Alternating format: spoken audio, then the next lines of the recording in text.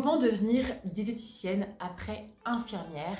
Je te propose d'aborder ce sujet dans cette vidéo. Donc, quelle passerelle possible, quel coût, quelles études, quel financement, toutes ces questions que tu te poses sûrement, on va y répondre tout de suite dans cette vidéo. Première chose, dont je vais parler dès le début pour que ça sera clair. Malheureusement, il n'existe pas de passerelle entre infirmière et diététicienne. Donc, si tu veux accéder aux études de diététicienne, sache qu'il n'y a pas de passerelle et qu'il faut donc recommencer le cursus à zéro. Donc, quelles études nécessaires pour devenir du coup diététicienne? On va le voir tout de suite. Donc, pour devenir diététicienne, il existe deux diplômes qui se préparent tous les deux en 2 ans. On va retrouver notamment le BTS diététique et le DUT génie biologie option diététique. Donc, ces deux formations dont se préparent tous les deux en 2 ans. Pour le BTS diététique, ça va concerner tout ce qui est biochimie, biologie, nutrition, alimentation et techniques culinaires. Elle se fait donc en 2 ans et on va retrouver également 20 semaines de stage parmi ces 2 années. Deuxième option, on va retrouver donc le DUT génie biologie option diététique. Et là, on va trouver une première année du coup avec de l'informatique, de la physique, chimie, des maths, de la biologie et de la biochimie. Et tout ce qui est diététique sera abordé seulement en 2e année. Petit point par rapport aux études de diététique, il ne faut pas confondre diététique avec nutritionniste. Voilà, souvent il y a un petit peu de confusion par rapport à ça. Donc diététique ça se fait en 2 ans et nutritionniste c'est une spécialité d'un médecin. Donc en fait il faut faire 10 ans d'études, des études de médecin pour accéder du coup à cette spécialisation. Donc la nutritionniste est remboursée tandis que les consultations de diététicienne ne seront pas remboursées. Donc ça c'est important du coup de l'avoir en tête. Ce sont vraiment deux choses qui sont différentes. Donc maintenant je vais faire un petit focus sur le programme du BTS en diététique parce que c'est le programme qui est le plus choisi pour la reconversion d'infirmière à diététicienne. Donc ce programme il se déroule du coup sur l'année scolaire, donc de septembre à juin, et tu vas retrouver dans ce du programme différents domaines.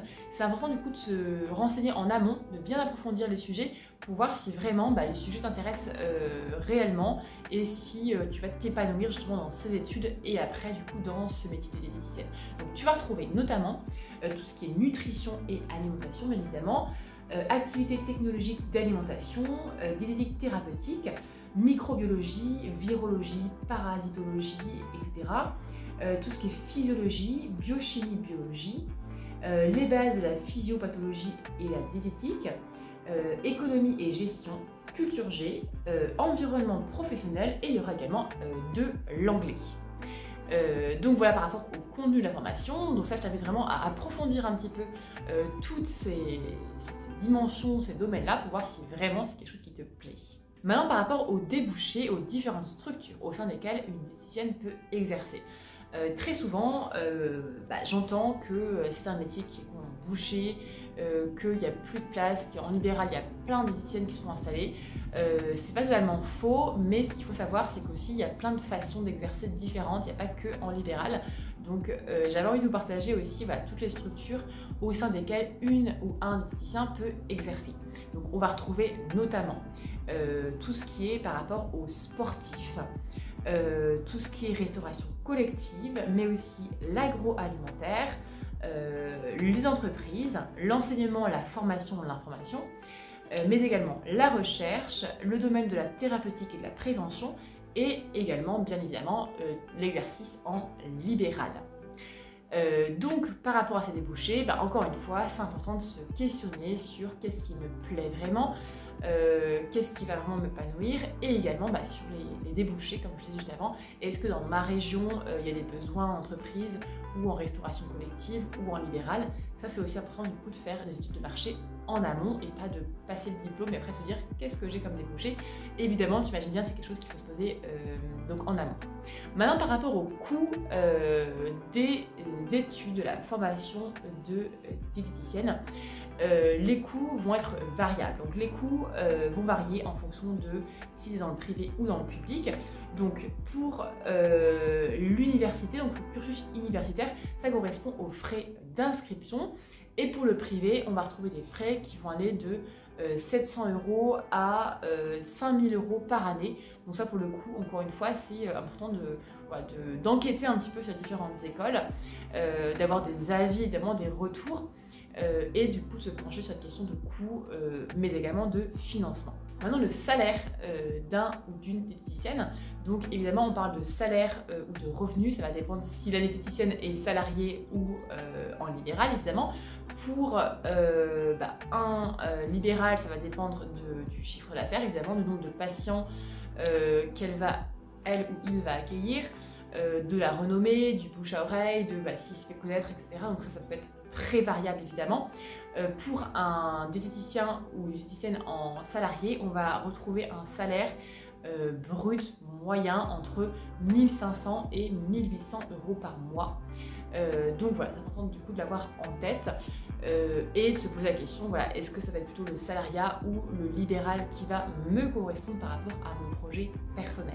Maintenant, petit focus sur la différence entre diète et naturo. Donc on me demande souvent, est-ce que je vais plutôt m'orienter vers naturopathe ou diététicienne, parce que évidemment c'est des milieux, des domaines qui sont assez proches, mais finalement qui sont assez différents, parce que diététicienne, ça va être une approche un peu plus directe de la nutrition, tandis que naturopathe, une approche un peu plus holistique, un peu plus globale de la nutrition, qui va comprendre également tout ce qui est émotion, respiration, bien-être vraiment global. Donc c'est important de l'avoir en tête.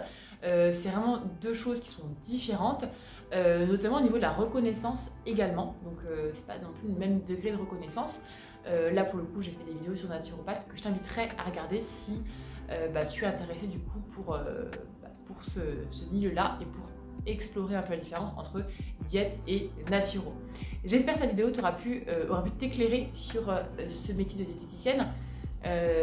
Désolée si tu as appris dans cette vidéo qu'il n'y avait pas de passerelle possible, mais sache qu'en tout cas en tant que IDE, forcément la sélection pour rentrer en BTS notamment sera plus facile, parce que tu as un bagage qui est quand même un peu plus important. Donc par rapport à ça, sois rassuré. Je t'invite du coup à rejoindre le groupe Facebook si ce n'est pas déjà fait, à mettre un j'aime sur cette vidéo et à la partager à un ou une collègue qui se pose des questions d'évolution ou de reconversion après IDE. Je te dis à très vite.